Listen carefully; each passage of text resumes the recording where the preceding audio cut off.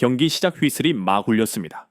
LAFC와 오스틴 FC 간의 생사가 걸린 MLS 플레이오프 8강전은 이제 막 천 몇 초가 흐르고 있었습니다. 손흥민이 하프라인 근처에서 간단한 패스를 받았습니다.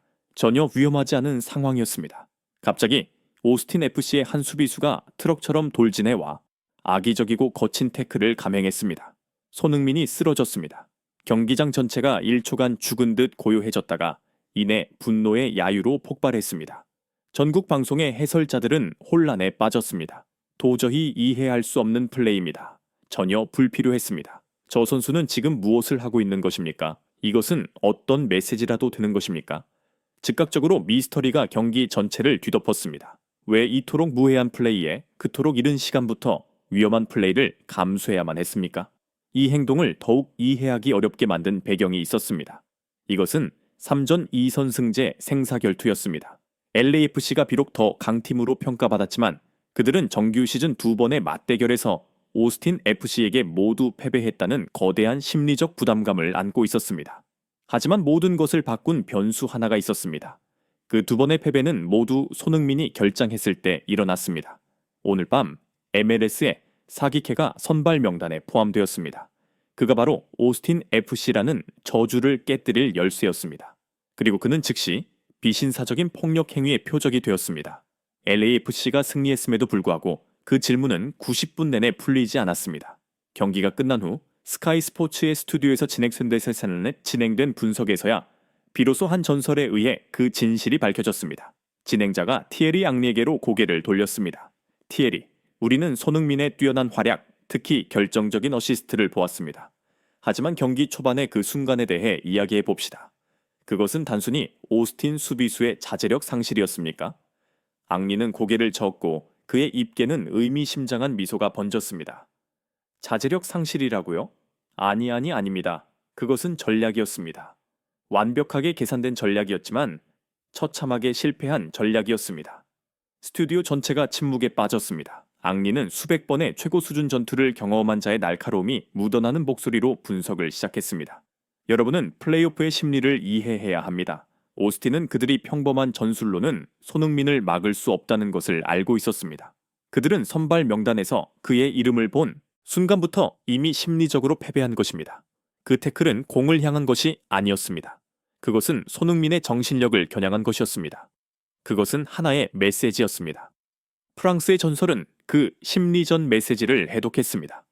오스틴은 손흥민이 가장 중요한 선수이자 팀의 영혼이라는 것을 알고 있습니다.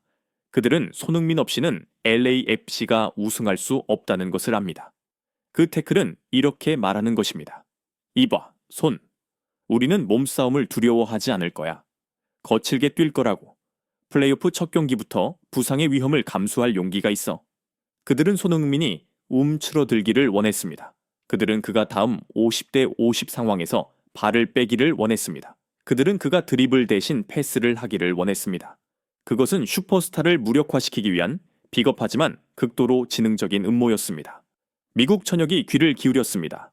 앙리는 수백만 명의 눈앞에서 벌어졌지만 아무도 알아채지 못했던 음모를 벗겨내고 있었습니다.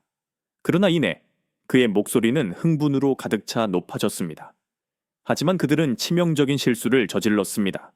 그들은 상대를 잘못 골랐습니다. 당신은 전사를 위협할 수 없습니다. 바로 그때 앙리는 경기 리플레이를 요청했습니다. 골 장면을 분석하기 위해서가 아니라 손흥민의 반응을 분석하기 위해서였습니다. 그들이 그 후에 무엇을 했습니까? 단 5분 만에 그 살인 태클 후 불과 몇 분 만에 손흥민은 즉시 롱 패스를 받아 속도로 수비를 찢어발기고 부항에게 스루 패스를 찔러 주었습니다. 단 한치의 두려움도 없었습니다. 단 1초의 망설임도 없었습니다. 그는 자신의 메시지를 되돌려 보낸 것입니다. 너희의 선전포고를 받아들이겠다. 하지만 손흥민의 응수는 용기에 그치지 않았습니다. 그것은 지능이었습니다. 그리고 이것이 바로 천재성입니다. 앙리가 19분 장면을 가리켰습니다. 그들이 그를 애워싸려 할 때 그는 맞서지 않았습니다. 그는 뒤로 물러나 오스틴의 오른쪽 수비수 전체를 끌어당겼습니다. 그는 그들의 공격성을 역이용하여 홀링스 헤드가 침투해 골을 넣을 수 있는 광활한 공간을 만들어냈습니다. 그는 악의적인 맨 마킹을 전술적 이점으로 바꿔버렸습니다. 그는 그들을 육체적으로 이긴 것뿐만 아니라 지능적으로 그들을 가지고 놀고 있었습니다. 격차를 증명하는 순간은 35분에 찾아왔습니다. 그리고 만약 여러분이 아직도 의심하고 있다면 앙리가 크게 웃었습니다. 이 장면을 보십시오. 그들은 4명의 수비수, 무려 4명입니다. 4명을 보내 그를 사이드라인 근처에서 포위했습니다. 그다지 위험하지 않은 플레이에 4명입니다. 그들은 폭력성과 숫자로 그를 막을 수 있다고 생각했습니다. 그리고 그는 4명의 전문 플레이오프 수비수들을 광대로 만들어버렸습니다. 그는 그들 모두를 드리블로 제쳤습니다. 그것은 단순한 기술이 아니었습니다. 그것은 너희의 음모는 공식적으로 끝났다는 강력한 선언이었습니다. 경기 초반의 태클은 위협이었습니다. 그리고 이 4명을 돌파한 솔로 플레이는 최종적인 대답이었습니다. 그 순간부터 오스틴 FC는 그들의 계획이 완전히 파산했음을 깨달았습니다. 그들은 순환 사슴을 위협하려다 잠자던 사자를 건드린 것입니다. 오스틴의 정신적 붕괴는 필연적이었습니다. 그리고 경기의 승패가 결정되어야 할 때 손흥민은 최후의 일격을 가하는 자였습니다. 마침내 78분에 1대1 동점 상황일 때 앙리가 논평했습니다. 팀이 그를 가장 필요로 할 때 그는 숨지 않았습니다. 그는 중앙으로 침투하여 수비를 끌어모은 뒤 부앙에게 그 킬링 패스를 전달했습니다. 경기는 끝났습니다. 그것은 상대의 압박을 자신의 무기로 바꾸는 방법에 대한 완벽한 심리적 퍼포먼스이자 하나의 명강이었습니다. 티에리 앙리의 분석은 다음날 아침 모든 신문에 헤드라인을 즉각 장식했습니다. 미국 미디어는 각성했습니다. 이야기는 더 이상 단순한 플레이오프 승리가 아니라 고전적인 두뇌 싸움이 되었습니다. 디 애슬레틱은 이렇게 헤드라인을 뽑았습니다. 왕을 위협할 순 없다. 티에리 앙리가 손흥민을 겨냥한 오스틴 FC의 실패한 음모를 폭로하다. ESPN 채널은 강철 멘탈, 손흥민이 폭력의 천재성으로 응수하다 라고 논평했습니다. LA타임스는 이렇게 결론 내렸습니다. 그들은 손흥민의 정신을 꺾으려 했다. 대신 그가 그들의 시즌 전체를 꺾어버렸다. MLS 전체가 더 무서운 진실 하나를 깨달았습니다.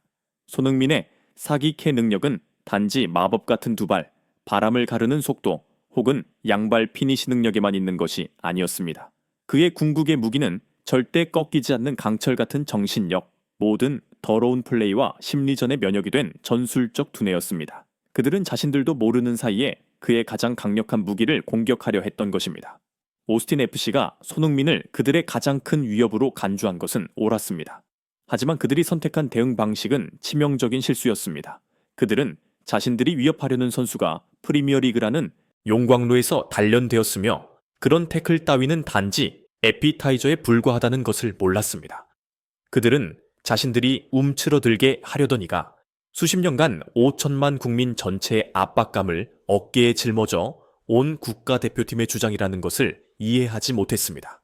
그날 방송에서 티에리 앙리가 남긴 마지막 말처럼 말입니다. 플레이오프는 순간들에 의해 결정됩니다. 오스틴은 공포로 그들의 순간을 만들려 했습니다.